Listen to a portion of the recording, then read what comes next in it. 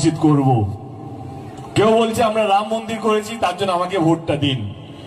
আমি একটাই কথা বলতে চাই বাংলার প্রত্যেকটা মানুষকে, শুধু বাংলা কেন, ভারতবর্ষের প্রত্যেকটা মানুষকে, আমাদের দেশে নির্বাচন কি শুধু মন্দির বা মসজিদ বানানোর জন্য হয়?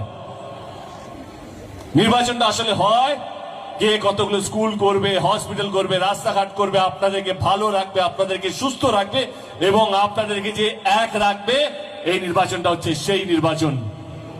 আমি আপনাদেরকে অনুরোধ করবো ভোট যাকে ইচ্ছা দিতে পারেন, কিন্তু মাথায় রাখবেন জয় শ্রীরাম আর জয় বাংলার মাঝখানে ফাঁসবেন না। যে আপনাদেরকে ভালো রেখেছে, যে আপনাদেরকে ভালো আগামী দিনে রাখবে, তার হাতটা শক্ত করবেন। যেই দল আপনাদের পাশে ছিল, যেই দল আপনাদের পাশে আছে এবং যেই দল আপনাদের পাশে থাকবে, তারই জেতা উচিত। যেই দল ধর্ম দেখে কাজ করে সেই দলকে নয়, যাদের কাজটাই ধর্ম সেই দলটাই হাতটা শক্ত করুন। এবং আমি তৃণমূল কংগ্রেসের গত 12 বছরের সাংসদ, আমি এইটুকু আপনাদের কথা নিয়ে বলতে পারি, একটু দায়িত্ব নিয়ে বলতে পারি যে আমাদের দল ধর্ম দেখে কাজ করে না।